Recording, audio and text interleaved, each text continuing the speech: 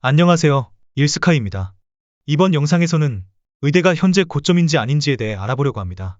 영상을 시작하기에 앞서 시청자분들께서 자청이 말하는 자의식 해체를 하셨으면 합니다. 첫째, 여러분 주변 친구들과 아무리 의대에 대하여 논해봤자 결국 의대는커녕 대학에도 아직 진학해보지 않은 상태라는 것입니다. 크크, 상수함수는 항상 극대값이라고, 크크. 하며 아는 척, 의대 이제 한물감 다 망함. 하며 아는 척하는 것 모두 현직 의사 내지는 현재 세상 돌아가는 것을 체감하고 있는 많은 사회인들이 봤을 때 가짠다는 것을 알아두셨으면 합니다. 그렇다면 너는 뭐 되냐?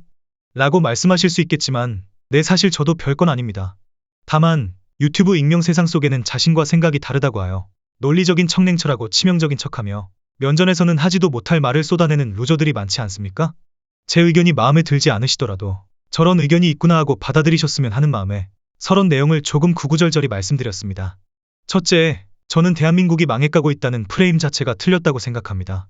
의대 옹호론자들은 대한민국이 침몰하고 있으나 의사가 가장 나중에 침몰한다. 취업시장이 망해가니 의사가 무조건 낫다. 라고 전형적인 주장을 펼치십니다. 또한 의대 회의론자들 역시 나라가 망하고 건보 재정이 파탄나니 의대는 망했다라고 주장합니다. 이는 둘 다 사실이 아닙니다. 일단 대기업이 나의 마음만 되면 나가라고 언지를 준다는 것이 틀렸습니다. 이것은 의견의 차이가 아닌 그냥 저 의견 자체가 틀려먹은 것입니다.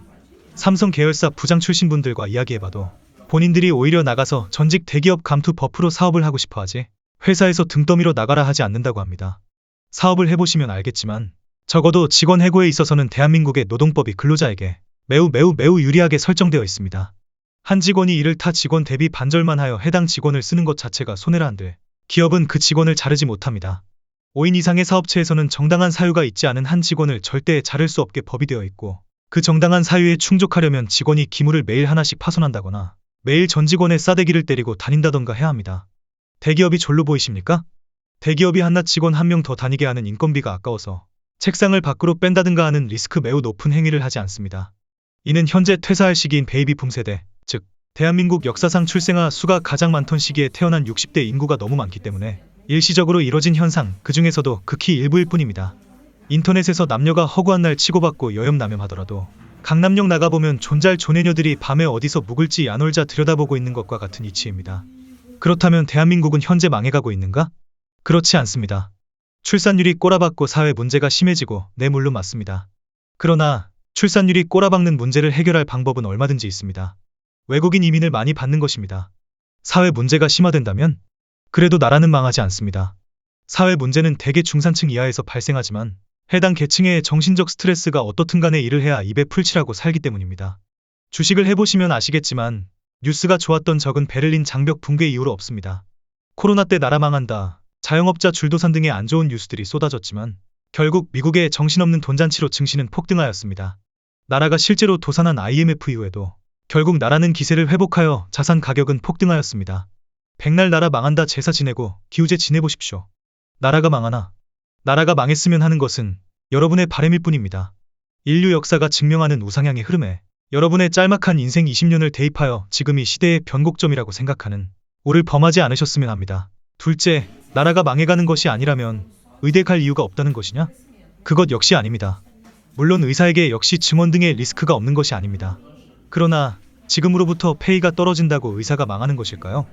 국내 한정 공대의 내 최고 테크트리, 즉 서울대 학석사, 미국 박사, 3전 하이닉스 과장급 채용을 받아도 기본급 1억 건저리의 성과급 합하여 세전 1억 7천쯤 받는 것으로 알고 있습니다.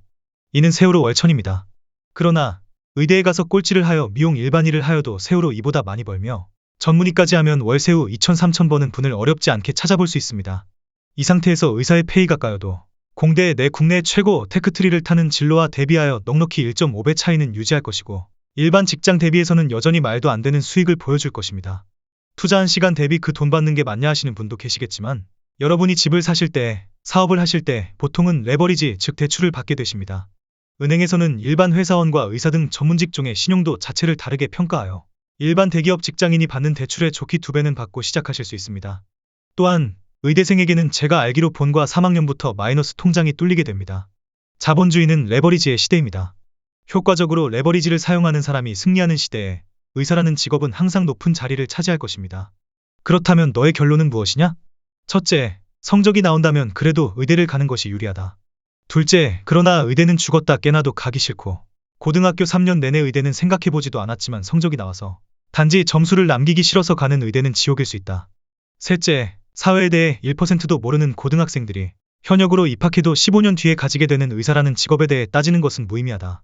일단 성적부터 만들어 놓고 생각하자. 15년 전이면 여러분이 4살 때인데 4살짜리가 고등학교 입시 정책에 대해 떠드는 것이 얼마나 우스운지 생각해보자. 이상입니다. 도움이 되셨다면 하단 고정 링크의 카페에 가입해주세요. 종종 흥미롭고 도움되는 정보를 올릴 예정입니다. 감사합니다.